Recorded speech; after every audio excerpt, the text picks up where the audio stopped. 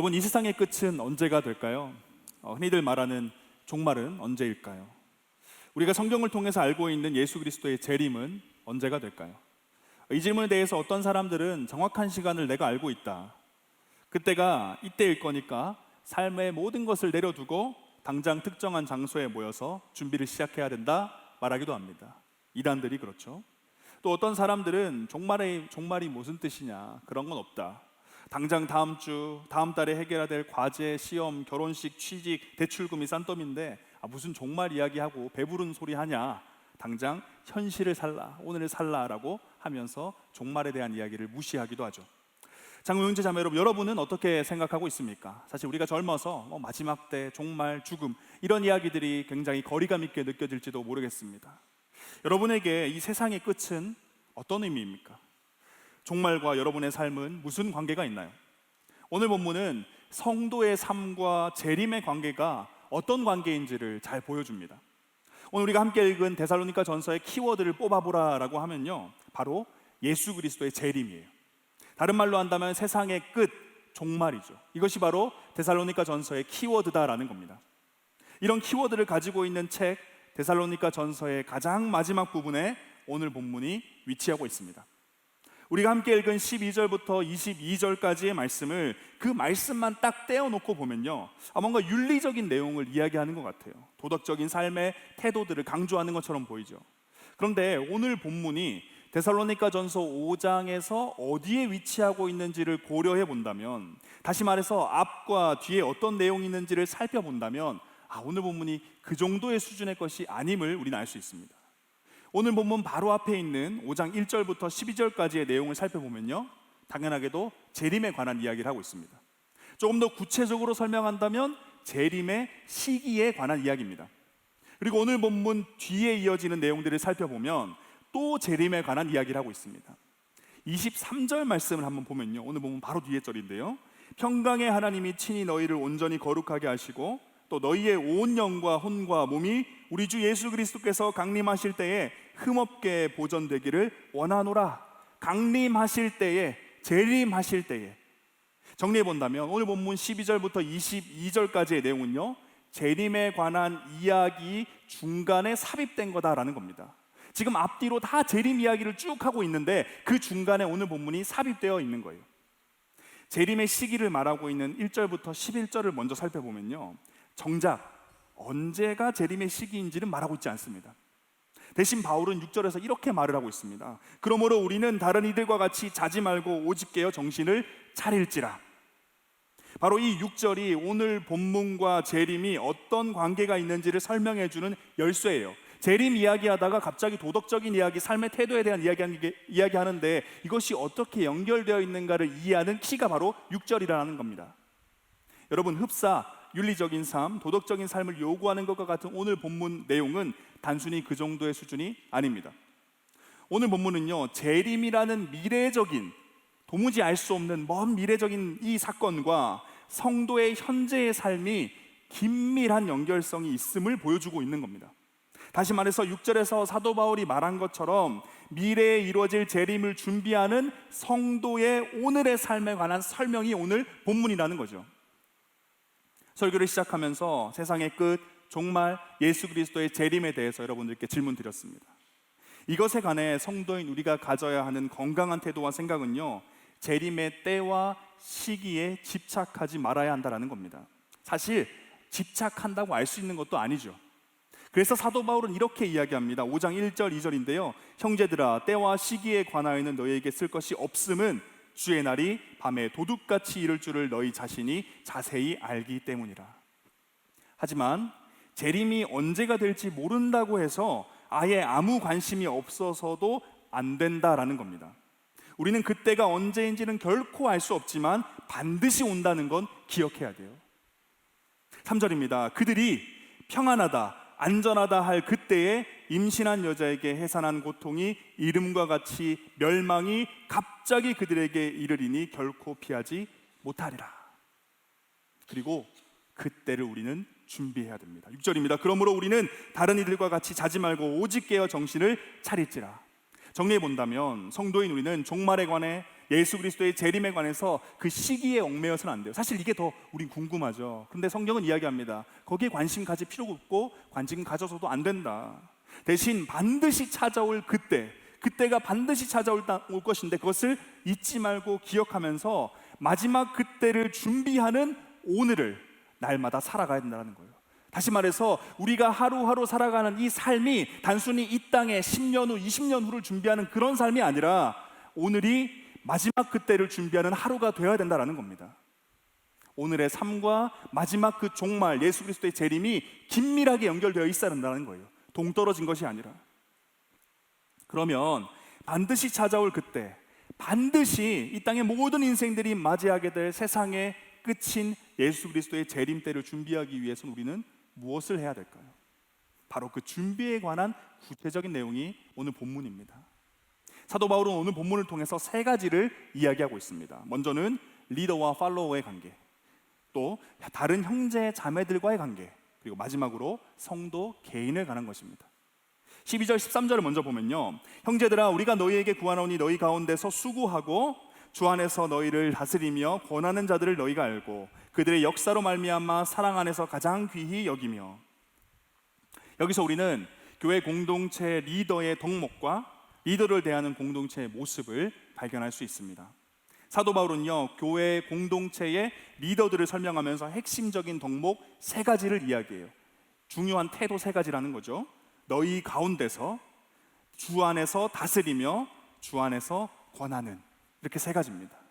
먼저 교회 공동체의 리더는요, 공동체의 몸 가운데 속해야 하고 수고를 해야 돼요. 리더라는 자리에 앉았다고 해서 공동체와 거리를 두면서 흡사 왕과 같이 수고하지 않고 자신의 편안함만을 추구하며 홀로 지내서는 안 된다라는 겁니다. 누구보다도 공동체에 깊이 뿌리 내리며 형제 자매들과 관계 맺고 또 수고해야 한다는 거예요. 그리고 공동체의 리더는요, 주 안에서 다스리며 이끌어 가야 합니다. 하나님의 뜻에는 어떤 관심도 없이 자신의 생각대로 공동체를 다스리며 이끌어 가서는 안 된다라는 겁니다. 마지막으로 주 안에서 권해야 해요. 다시 말해서 공동체의 구성원들에게 하나님의 뜻이 무엇인지 보여줘야 합니다. 거기에 맞게 올바른 길을 걸어가도록 권면할 수 있어야 돼요. 이것이 건강한 교회 공동체 리더의 덕목입니다. 그리고 이런 리더를 대하는 공동체 구성원들의 태도를 13절에서는 이렇게 설명하죠. 사랑 안에서 가장 귀히 여기며. 리더를 귀히 여겨야 하는 거예요. 그들을 존중하고 존경해야 합니다. 그렇다면 여러분, 지금 우리 창공은 어떻습니까? 우리 창공의 리더로 세워진 섬김이 여러분, 우리 6분의 행정 리더 여러분, 또 3분의 1초원 목자, 또 7분의 2초원 목자들, 또 6분의 세가족 목자 여러분, 그리고 우리 간사님과 3분의 와우 찬양팀 2번 여러분, 그리고 목회자로 창공을 섬기고 있는 제 자신까지, 오늘 이 시간 우리 리더분들 스스로를 한번 점검해 보길 원합니다. 우리는 그 누구보다 우리 창공 공동체에 깊숙이 들어와서 형제 자매들과 깊이 관계를 맺고 또 수고하고 있습니까? 나의 뜻과 생각, 나의 습관과 가치관이 아니라 오직 하나님의 뜻만을 구하며 그 뜻대로 우리 창공을, 우리 목장을, 우리 찬양팀을 섬기고 계신가요? 마지막으로 우리가 리더로 서 있는 그 자리에서 구성원 모두에게 우리에게 보여주신 하나님의 뜻을 공유하며 형제 자매들에게 비전을 제시하고 계십니까? 이번엔 팔로워로 창공 공동체를 구성하고 계신 모든 형제 자매 여러분, 여러분은 앞서 말씀드린 우리 창공의 리더들, 섬김이들을 하나님의 사랑 안에서 가장 귀하게 여기며 생각하고 계신가요? 행정 리더들을 위해, 우리 목장의 목자님들을 위해, 우리 찬양팀의 간사님과 임원들을 위해서, 그리고 저를 위해서 사랑 안에서 가장 귀히 여기는 마음으로 뜨겁게 기도하고 계신가요? 사랑하는 창공 모든 형제 자매 여러분, 모든 리더와 팔로워 여러분, 저는 우리 창공이 이런 공동체가 되었으면 좋겠습니다. 하나님의 사랑으로 공동체를 품고 섬기는 리더, 오직 말씀만으로 권면하며 이끌어가는 리더, 그리고 그 리더를 사랑으로 가장 귀히 여기며 리더와 함께 기쁨으로 함께 나아가는 공동체. 우리가 사도 바울이 말하는 이런 건강한 공동체의 구성이 되고 또 그런 리더가 되길 간절히 소망합니다. 그리고 우리가 오늘 이 말씀을 통해서 잊지 말아야 하는 건요, 이런 리더와 구성원과의 관계 형성이 오늘 우리의 영적 공동체의 건강과도 관련이 있지만 이것이 곧 마지막 날을 준비하는 방법임을 잊지 말아야 된다는 거예요. 단순히 우리 공동체의 영적 건강을 회복시키고 유지하는 것, 이것도 너무 중요하죠. 그런데 오늘 본문은 철저히 강조하고 있습니다. 이것이 곧 마지막 때를 준비하는 거다라는 거예요. 그러니까 마지막 때를 제대로 준비하는 성도들은 자신이 속한 공동체에서 리더와 팔로워의 모습을 유지해야 된다는 겁니다. 이런 공동체의 모습이 드러나야지 마지막 때를 잘 준비하는 교회, 성도라는 것이죠. 과거 여러 설교들을 통해서 여러분들과 성도의 정체성에 관해서 이야기를 나누면서 성도인 우리는 이 땅에 발을 디디며 살아가지만 이 땅의 삶이 전부인 것처럼, 이 땅이 영원한 것처럼 살아서는 안 된다고 말씀드렸습니다. 예수님께서는, 그리고 성경은요, 계속해서 이야기해요. 우리가 얼마 전에 읽었던 요한계시록이 무엇을 이야기합니까? 마지막 때를 이야기하고 있죠. 구약도 그 끝으로 갈수록 계속 무엇을 이야기하나요? 여호와의 날, 그 날을 준비하라라고 이야기하고 있습니다. 그렇기 때문에 그 끝은 반드시 올 것이고 지금 이 순간도 가까이 다가오고 있고, 그러니까 그 때를 준비하는 게 지혜로운 거예요. 구약과 신약은 끊임없이 반복되고 있습니다. 그렇기 때문에 오늘 본문에 담긴 가르침이요, 마지막 때를 기억하며 그것을 준비하는 지혜로운 것임을 잊지 말고 조금 더 무게감 있게 이 가르침이 우리에게 다가오길 소망합니다. 주님 다시 오시는 그날 우리 창공이요, 하나님 앞에 딱 섰을 때 건강한 리더의 모습으로 서고 또 건강한 공동체 구성원의 모습으로 하나님 앞에, 다시 오신 예수님 앞에 서 있길 간절히 축복합니다. 이어서 두 번째로 사도 바울이 제시하는 그리스도 재림을 위한 준비는요, 형제 자매 간의 관계에 관한 것입니다. 13절부터 15절인데요 너희끼리 화목하라. 또 형제들아 너희를 권면하노니 게으른 자들을 권면하며 마음이 약한 자들을 격려하고 힘이 없는 자들을 붙들어주며 모든 사람에게 오래 참아 삼가 누가 누구에게든지 악으로 악을 갚지 말게 하고 서로 대하든지 이 모든 사람을 대하든지 항상 선을 따르라. 이 말씀을 한 문장으로 정리하면 뭘까요? 바로 내 옆에 있는 형제 자매들에게 관심 가져라는 거예요. 관심 가져라.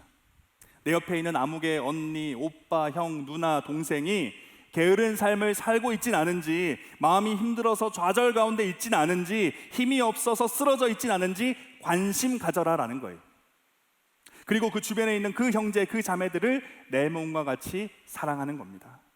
자, 우리 한번 고개를 이렇게 360도 돌려볼까요? 우리 앞에도 보시고 뒤에도 한번 봐주세요. 네, 눈 마주치지 못하더라도 누가 있는지, 몇 명이 와 있는지 한번 볼까요? 네, 한번 봅시다. 멀리도 한번 보시고요. 여러분, 제가 질문 드리고 싶어요. 혹시 여러분들은 여기 계신 형제 자매들의 이름을 다 알고 있나요?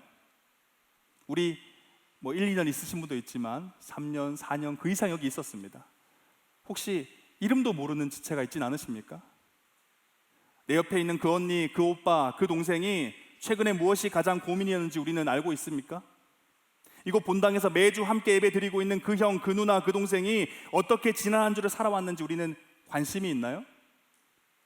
매주 사랑으로 섬겨주신 우리 간사님께서 지난주에 무엇이 가장 감사했는지 우리는 관심이 있습니까?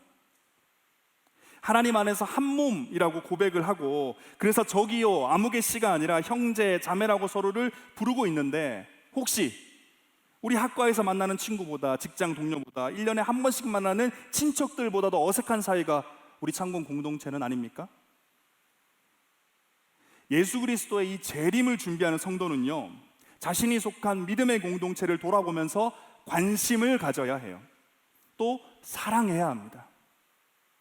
그 방법으로 사도 바울은 이렇게 말하고 있죠. 쉬운 성경으로 다시 한번 보겠습니다. 제멋대로 사는 사람들을 훈계하고 마음이 약한 사람들을 격려하며 힘이 없는 사람들을 도와주고 모든 사람들을 인내로 대하십시오. 누구에게나 악으로 악을 갚지 말고 여러분 자신과 모든 사람을 위해 언제나 선을 추구하십시오. 어디서요? 우리 창공 안에서요. 누구에게요? 여기 있는 모든 형제 자매들에게요. 이제 다음 주부터 2학기 목장 모임이 시작됩니다.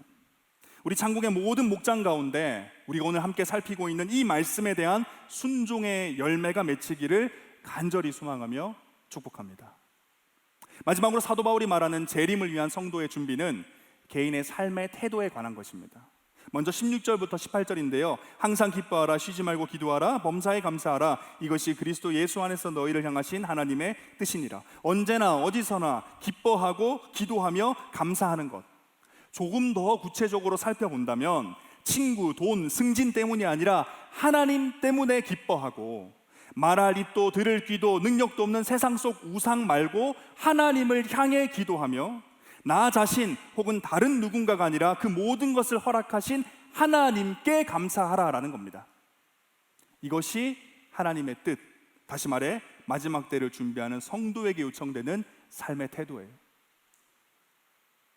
기뻐하는 것, 기도하는 것, 감사하는 것, 하나님 때문에 기뻐하는 것, 하나님을 향해 기도하는 것, 하나님께 감사하는 것, 이것이 마지막 때 다시 오실 주님을 준비하는 성도의 삶의 태도다라는 겁니다. 마지막 19절부터 22절인데요 성령을 소멸하지 말며 여연을 멸시하지 말고 범사에 헤아려 모든 좋은 것을 취하고 악은 어떤 모양이라도 버리라. 이 말씀은 한 덩어리로 이해했으면 좋겠습니다. 우리 가운데 계시는 성령 하나님께서 진리의 말씀을 우리에게 깨닫게 해주시죠. 우리가 성경을 읽고 설교를 듣고 하면요 그렇게 깨닫게 해주실 텐데 그것을 무시하지 말고 거부하지 말고 그 말씀을 나의 기준으로 삼아서 범사에 삶의 모든 상황 속에서 악한 것은 흉내조차도 내지 말고 언제나 선한 것을 선택하라는 겁니다. 성령 하나님이 말씀을 깨닫게 해주실 때 기준으로 삼고 그것으로 선한 것을 행하며 살아가는 것, 오직 하나님만으로 기뻐하고 기도하고 감사하는 삶, 그리고 우리 안에 거하시는 성령 하나님과 날마다 동행하며 선한 삶을 살아내는 것. 그럼 바로 이것이 앞으로 반드시 이루어질 마지막 때 예수 그리스도의 재림을 준비하는 성도의 오늘의 삶 가운데 나타나는 삶의 모습입니다. 창공 형제 자매 여러분, 오늘 우리는 데살로니가전서 5장의 말씀을 통해서 예수 그리스도의 재림, 세상의 끝과 성도의 현재의 삶의 관계를 살펴보았습니다. 성도는 예수 그리스도의 재림, 완성될 하나님의 나라에 관심을 가져야 해요. 주목하며 살아야 됩니다. 우리가 안 올 거라고, 절대 그럴 일 없을 거라고, 나는 이 땅에서 영원토록 행복하게 살 거라고 말을 해도 그날은 반드시 올 겁니다. 거부하고 부정해도 그날은 와요. 하나님을 인정하지 않은 세상 사람들, 우상을 숭배하는 세상 사람들에게도 그때는 찾아옵니다. 그럼 무엇이 지혜로울까요? 마지막 때를 준비하는 게 지혜로운 것이죠. 내가 하나님을 믿는다라고 한다면요 마지막 때가 올 것임을 믿는 거예요. 내가 하나님을 온전히 신뢰하며 그분을 따른다라고 한다면요 마지막 때를 준비해야 된다라는 겁니다. 30대, 40대, 50대가 아니라 지금 오늘부터 준비해야 된다는 거예요. 본향을 그리워하는 나그네처럼 집을 잠시 떠났다가 다시 집으로 돌아갈 준비를 하는 여행객처럼 성도의 삶은요 단순히 죽고 나서 천국 가는 삶, 이렇게 설명되는 삶이 아니에요. 날마다 천국을 준비하며 그 가운데서 천국을 맛보는 삶입니다. 마지막 때 예수 그리스도의 재림으로 완성되어서 우리가 들어가게 될 그 영원히 거하게 될 하나님의 나라, 여러분 그것이 어떤 곳입니까? 어떤 곳일까요? 우리의 참된 왕, 아버지 되시는 하나님과 우리가 진정으로 하나 되고 또 성도와 성도가 진정으로 하나 되는 참된 기쁨과 진정한 기도와 끝없는 감사가 있는, 언제나 어디서나 악은 작은 조각조차 없고 선함과 진리로 가득 찬 그곳, 거기가 바로 천국이죠. 그런데 여러분, 앞서 말씀드린 내용 어디서 많이 본 내용 아닙니까? 천국 설명한 이 내용에서 많이 본 내용 아닌가요? 성도인 우리가 이 천국을 준비하며 기억하기 위해서 오늘 하나님께서 우리에게 주신 본문의 말씀과 같은 내용이죠. 리더와 팔로워의 관계, 다른 형제자매들과의 관계, 그리고 성도 개인의 삶의 태도가 바로 천국의 삶을 모방하고 있다는 거예요. 그렇기 때문에 우리는요 이 땅의 삶이 전부가 아니고 끝이 아니고 영원한 삶이 있음을 기억하면서 오늘 하루를 마지막 때 천국을 준비하기 위해 살아가야 합니다. 그리고 놀랍게도 하나님께서는 그 준비의 과정이 곧 천국의 삶을 미리 맛볼 수 있는 기회로도 허락해 주셨다는 거죠. 그렇기에 성도의 삶은요 날마다 천국을 준비하는 삶이자 그 가운데서 천국을 맛보는 삶이 되는 겁니다. 괴로운 길이 아니에요. 천국을 향하는 그 길이 지옥의 길이 아니라는 겁니다. 미리 맛보면서 천국을 더욱더 기대하며 사모하게 되는 거예요. 이제 설교를 마무리하고 헌신성을 고백할 텐데요, 우리 사랑하는 창공 모든 형제 자매 여러분, 성도는 천국의 삶으로 오늘을 살아가는 사람이자 그와 동시에 오늘을 천국 준비로 살아가는 사람입니다. 나 하나님 믿었으니까 죽고 나서 천국 가는 문제 해결되었고 이제 다른 문제나 신경 쓰면서 살아가자. 죽고 나서 평생 주머니 속에 꾸깃꾸깃 넣어뒀던 천국 티켓 꺼내서 보여주고 천국 입장하는 그런 사람이 아니다라는 겁니다. 성도인 우리는요, 날마다 천국을 준비하며 살아가야 하고 또 날마다 천국을 누리며 살아가야 해요. 이것이 바로 오늘 본문이 이야기하는 겁니다. 예수 그리스도의 재림에 주목하고 준비하는 것은 때와 시기에 주목하는 것이 아닙니다. 오히려 현재의 삶에 주목하는 거예요. 내가 속한 교회 공동체의 리더와의 관계, 공동체의 형제 자매들과의 관계, 나의 개인의 삶의 태도에 대해 집중하며 재림을 준비하는 겁니다.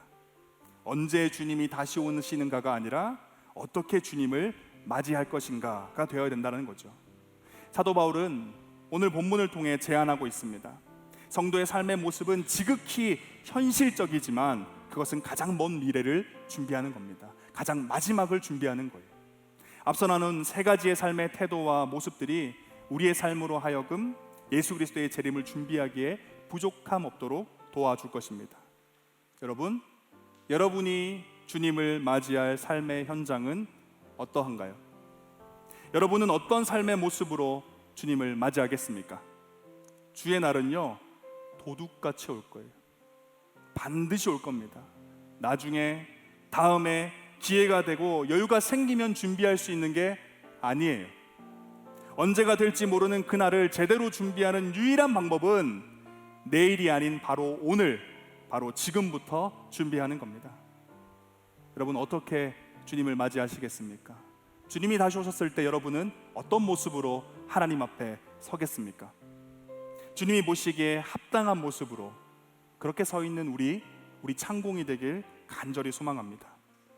이 시간 세상의 마지막 때를 기억하며 준비하는, 그리고 그렇게 하루를 살아가고자 하는 마음으로 함께 일어나셔서 헌신송 고백하시고 기도의 자리로 나아가겠습니다.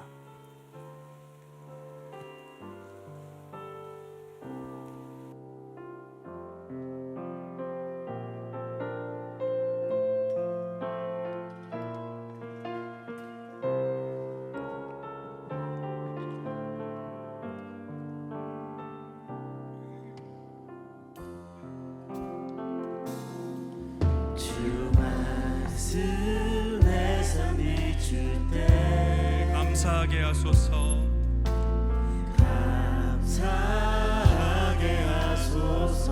내게 주신 말씀,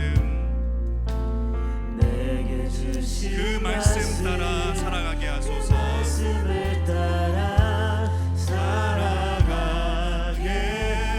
다시 한 번 더 고백합니다. 주 말씀 내 삶 비출 때